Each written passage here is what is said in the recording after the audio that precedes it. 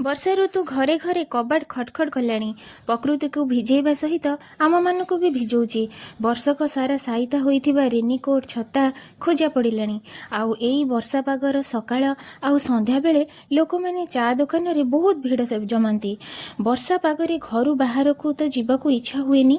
ସେଇ ଦୋକାନର ଟିକେ ଭିଡ଼ କମେଇବା ଆଉ ଆମେ ଘରେ ପ୍ରସ୍ତୁତ କରିବା ଗରମା ଗରମ ତନ୍ଦୁରୀ ଚା, ସେ ପୁଣି ଦୋକାନ ଷ୍ଟାଇଲରେ।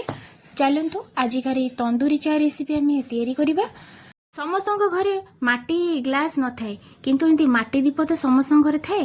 ଆଉ ଏଠି ଦେଖନ୍ତୁ ମୁଁ ମାଟି ଗ୍ଲାସ୍ ବି କିଛି ନେଇଛି, କିଛି ଦୀପ ବି ନେଇଛି। ଏଠି ସବୁ ମାଟି ଗ୍ଲାସ୍ ମୁଁ ପୋଡ଼ିବିନି, ମୁଁ ଗୋଟେ ଗ୍ଲାସ୍ ଏଠି ପୋଡ଼ିବି ଆଉ ଦୁଇଟା ଦୀପ ଏଠି ନେଇଯାଇଛି। ମୁଁ ଗୋଟେ ଜାଲିରେ ଯେଉଁ ପୋଡ଼ା ହୁଏ ଯେଉଁ ଜାଲି, ସେଇ ଜାଲିଟା ନେଲେ ବହୁତ ବଢ଼ିଆ ହେବ ଆମକୁ ଏଠି ଦୀପକୁ ପୋଡ଼ିବା ପାଇଁ। ଦୀପ ଆଉ ଗ୍ଲାସ୍ ସବୁତକ ମୁଁ ଏଠି ପୋଡ଼ିଦେବି।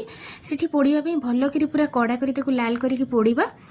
ଏଠି ନେଇଯାଇଛି ଚାରେ ଦେବା ପାଇଁ ମସଲା, ଯେମିତିକି ବଡ଼ ଅଳେଇଚ, ଗୁଜୁରାତି, ଗୋଲମରିଚ, ତେଜପତ୍ର ଗୋଟେ ଆଉ ଅଦା। ଏସବୁ କ'ଣ କରିବା, ତାକୁ ଭଲ ଭାବରେ ଛେଚି ନେବା। ବହୁତ ଜଣ ଅଛନ୍ତି ଚା କଲାବେଳେ ଅଦାକୁ ଗ୍ରେଟ୍ କରି ନେଇଯାଆନ୍ତି, କିନ୍ତୁ ସେମିତି ନେବା ଦ୍ୱାରା ଅଦାର ଯେଉଁ ରସଟା ଥାଏ ସେଇଟା ବାହାରେନି। ସେଇଟା ଛେଚି ଦେଲେ ଭଲ ଭାବରେ ରସଟା ତାର ବାହାରିଯିବ। ଏଠି କ୍ଷୀରଟା ମୁଁ ପୁରା ଫୁଟାଇବା ପାଇଁ ଛାଡ଼ି ଦେଇଥିଲି। କ୍ଷୀର ବଢ଼ିଆ ଭାବରେ ଫୁଟିଗଲାଣି। ତାକୁ ଏଇନେ କ'ଣ କରିବା, ଗୋଟେ ଥାଳିକୁ ଉପରକୁ ତାକୁ କାଢ଼ି ନେଇ ଆସିବା। ଏଇଠି ଥାଳି ହଉ କିମ୍ବା ବଡ଼ ପାତ୍ର ହଉ, ଆପଣମାନଙ୍କ ପାଖରେ ଯେକୌଣସି ଜାଗା ଥିବ ଆପଣମାନେ ଚା ସସ୍ପେନ୍କୁ ତାପରେ ରଖିବେ। ଏଠି ପୁରା ଲାଲ ହେଇକି ଏଇଟା ପୋଡ଼ିଯାଇଛି, ଯେହେତୁ ଲାଇଟ୍ରେ ସେଇଟା ଜଣାପଡ଼ୁନି, କିନ୍ତୁ ସେଇଟା ପୁରା ବଢ଼ିଆ ଲାଲ ହେଇଯାଇଥିଲା। ଏଠି କ'ଣ କରିବା, ସେ ଯେଉଁ ଗ୍ଲାସ୍ ଆଉ ଦୀପ ସବୁ ଛାଡ଼ିଦେବା ସେ ଚା ସସ୍ପେନ୍ରେ। ଏଠି ଚା ସସ୍ପେନ୍ ଯଦି ଆପଣମାନେ ତଳକୁ ଓହ୍ଲେଇ ନେଇ ଆସିବେ, ତାହେଲେ ଆଉ ଯେତେବେଳେ ଗରମ ପୁରା ଏମିତି ଆମେ ମାଟି ଦୀପ ଛାଡ଼ିବା, ସେ ଚା ପୁରା ଉତୁରିଯିବ କ୍ଷୀରଟା। ସେଥିପାଇଁ ଗୋଟେ ବଡ଼ ଜାଗା ଉପରେ ଆପଣମାନେ ସେଇଟାକୁ ଦେବେ। ଦେଇସାରିଲା ପରେ ଦୀପକୁ ଛାଡ଼ିବେ, ଦୀପ ହଉ କିମ୍ବା ଗ୍ଲାସ୍। ଏଠି ତାପରେ ମୁଁ ମସଲା ସବୁ ଦେଇଦେଉଛି, ଯେଉଁ ଛେଚିକି ରଖିଥିଲି ସେ ସବୁ ଯାକ ଦେଇଦେଲି।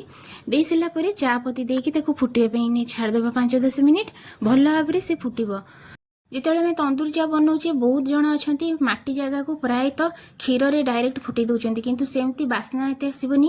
ଏମିତି ମାନେ ଏମିତି ପୋଡ଼ିଦେବେ ପ୍ରଥମେ ଯେକୌଣସି ମାଟି ଗ୍ଲାସ୍ ହଉ କିମ୍ବା ଦୀପ।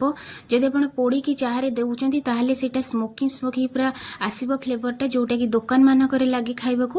ଏଠି ଦେଖନ୍ତୁ ଚିନି ଦେଇଦେଲି। ଚିନି ଆପଣମାନେ ମିଠା ଯେତିକି ଖାଆନ୍ତି ସେହି ହିସାବରେ ଦେବେ।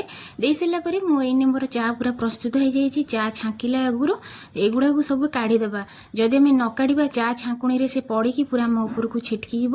ଏଠି ପୁରା ଦେଖନ୍ତୁ ପ୍ରସ୍ତୁତ ହୋଇଗଲା ତନ୍ଦୁରୀ ଚା। ଯଦି ଆପଣମାନଙ୍କୁ ଏଇ ରେସିପିଟା ଭଲ ଲାଗୁଛି, ତାହେଲେ ଚ୍ୟାନେଲକୁ ମୋର ସବସ୍କ୍ରାଇବ୍ କରିଦେବେ। ଯଦି ଫେସବୁକ୍ ପେଜ୍ରୁ ଦେଖୁଥାନ୍ତି, ପେଜ୍ଟିକୁ ମୋତେ ଫଲୋ କରିଦେବେ।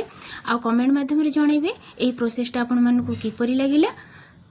ଏତେ ଯଦି ଜିନିଷ ଆମେ କଲେଣି, ସେଥିରେ ଟିକେ ସର ଦେଇଦେବା, ଯେଉଁଟାକି ଆଉ ଟିକେ ପୁରା ଦୋକାନ ଫ୍ଲେଭରରେ ଆସିବ।